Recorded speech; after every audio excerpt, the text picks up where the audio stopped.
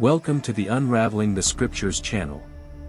Surely you are already familiar with the story of the famous giant Goliath, the feared giant of Gath of Philistia. Without a doubt, he is the best-known giant mentioned in the sacred scriptures. However, few are those who are aware of some interesting details and curiosities about the life of this colossus and its family of giants. In this video, we're going to take an in-depth look at the history and origins of each of Goliath's brothers, the 5 giants who shared his bloodline. This is the second part of the series that was created at your request, dedicated to the giants of the Bible. Therefore, I ask you to leave your like, make a comment and share this video with friends, family and other people interested in the topic. Follow the fascinating journey now, the history and origin about the 5 giant brothers of Goliath. Although Goliath is the most famous giant mentioned in the Holy Scriptures, there are still many mysteries surrounding his life, his family and his origin. Few know the true story behind this terrible and monstrous giant of the Holy Scriptures. Among the facts and curiosities about his life, there is an aspect that most people who know his story are unaware of: his genetic relatives, that is, his brothers of the same race. For those who don't know, Goliath had about 5 brothers of the same race, belonging to the race of Rephaim giants, also known as Rephate giants. The biblical text reveals that the 5 brothers of Goliath plotted revenge against King David shortly after receiving news of the death of their brother of the same race, Goliath of Gath, who was defeated by King David himself. These 5 giants, full of rage, sought in every way a way to take revenge and destroy the life of the king of Israel. According to some theorists and experts, one of these giants faced and battled David. However, as we will see in detail later in the video, this giant was killed by one of the friends of one of David's warriors. The people, represented by the warriors of Israel, warned David so that the lamp of Israel would not go out, asking him not to launch himself into new wars or battles in fear of other giants trying to take his life without having anyone there to help him. The biblical text informs us that after the departure of the Israelites from the house of Egypt, the house of slavery and servitude, they found themselves in Canaan with diverse Canaanite peoples, Canaanite tribes and various races of giants. These giants had an impressive stature, reaching around 10 to 15 feet in height and an incredible 6.5 feet in width. A notable example is King Og of Bashan, who was approximately 15 feet tall and 6.5 feet wide. Its body mass was so massive that it required an entire iron bed to support it. He truly resembled a monster. In addition to the Nephilim and the Anakians, the Bible also mentions the Rephaim, or Rephaims, another ancient tribe of giants. They were known to inhabit the region of Bashan, which currently corresponds to part of the territory of Jordan and Israel. The word Rephaim can be translated as mighty men or giants. They are mentioned in Deuteronomy 2 verses 20 to 21 and 3:11, and their kingship is associated with Og, king of Bashan. The Bible also mentions the people of giants called Anakians or Anakims.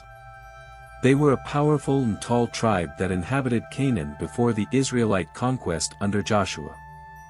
In Numbers 13:33, the Hebrew spies reported seeing the sons of Anak as giants, which caused fear and doubt among the Israelites.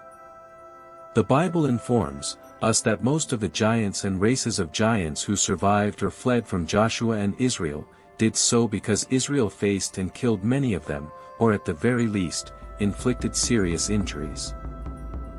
Most of these giants found refuge in the lands of Philistia, Mesopotamia, and neighboring countries, in addition to having migrated to Africa.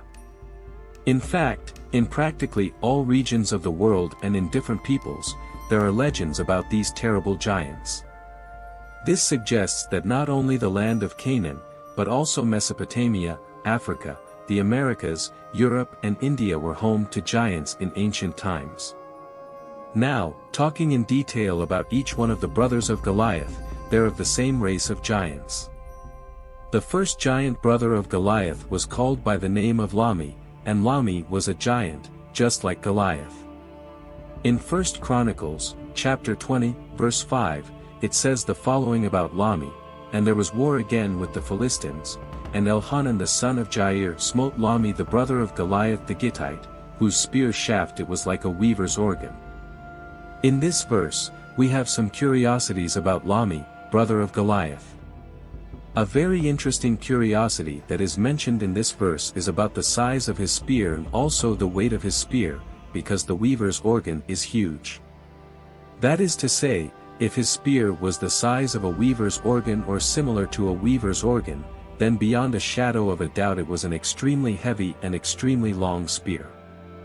The giant Lahmi probably had the same stature as the giant Goliath, or a very similar stature. Some people will claim that the giant Lahmi was about 10 feet tall, or even 10.5 feet tall. The next giant mentioned in the Bible, who was also one of the brothers of Goliath and of the same race of giants, was known as Isbi-Benob. In 2 Samuel, chapter 21, verse 16, it is reported that Ishbi-Benob, one of the sons of the giants Rephaim, had a spear with a point that weighed about 300 shekels of bronze, being extremely heavy. He also wielded a huge new sword, pointing out that it was a giant's sword. Some say that the spearhead alone weighed around 13 to 15 pounds, indicating its substantial weight. The text describes Isbi-Benob's sword as incredibly sharp and gigantic, fit for a giant.